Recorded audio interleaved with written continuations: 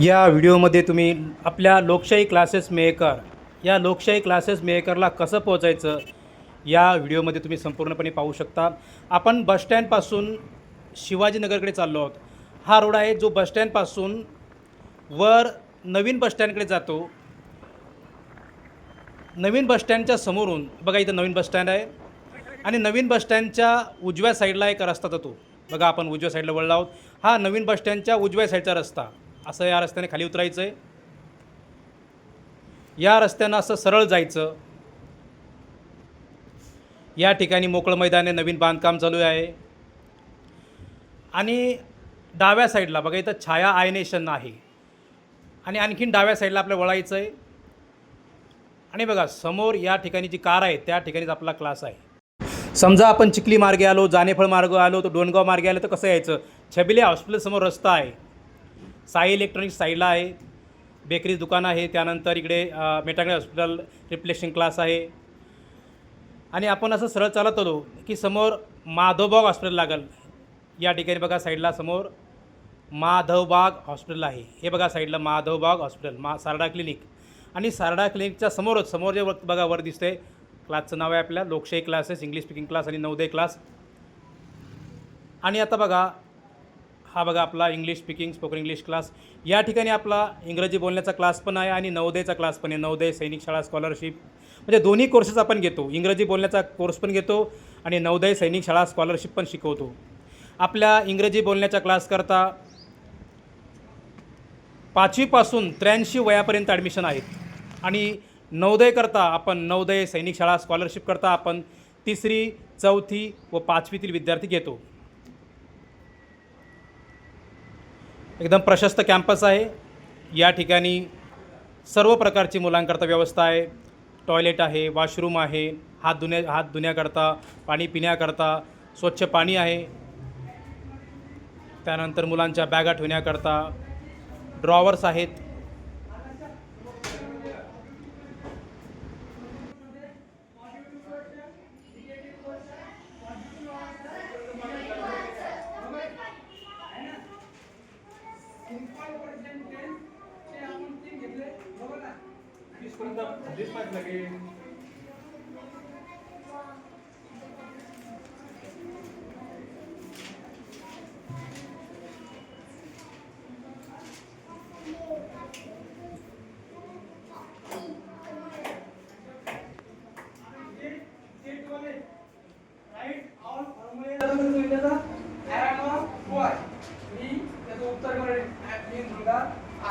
I am not boy. मी मुलगा नाही.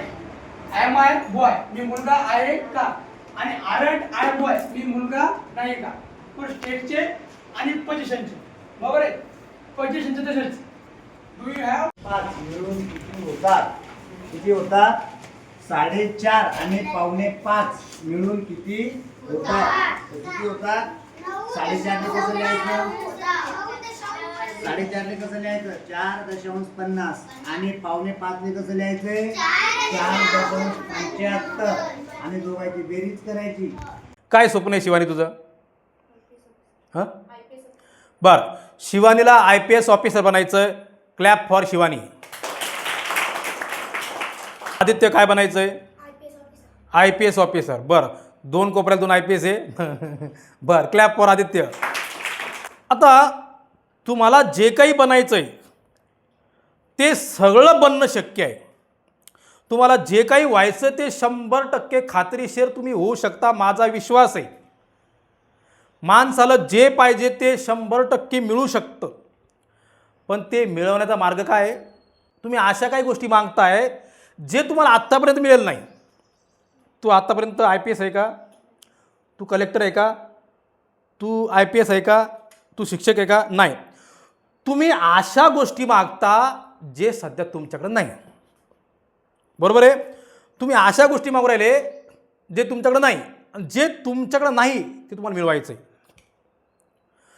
मग जे तुमच्याकडे नाही जर तुम्हाला ते मिळवायचं असेल तर तुम्हाला अशा गोष्टी कराव्या लागतात ज्या गोष्टी तुम्ही सध्या करत नाही. कारण तुमची मागणी तशी आहे. जशी तुमची या विश्वाकडून मागणी असेल त्याची पण उलटी मागणी असते, क्रॉस. निसर्ग तुलनेत चालतो, समांतर चालतो. मला जे पाहिजे त्या बराबरीत मला निसर्गाला द्यावं लागतं. तुम्ही दुकानात गेले पेढा आणायला, पेढ्याचा बॉक्स आणलाय सरनं, केवढ्याचा आहे? 70 रुपयात. मी सांगतो, जर किशोर सरनं त्या दुकानदाराला 70 रुपये दिले नाही, पेढा देईल दुकानदार? प्रत्येक गोष्टीची किंमत आहे, प्रत्येक गोष्टीची किंमत द्यावी लागते. फक्त तुम्हाला काहीतरी मिळवायचं याची किंमत द्यावी लागते. ती कोणाला द्यायची? निसर्गाला. निसर्गाला तुम्हाला किंमत द्यावी लागते.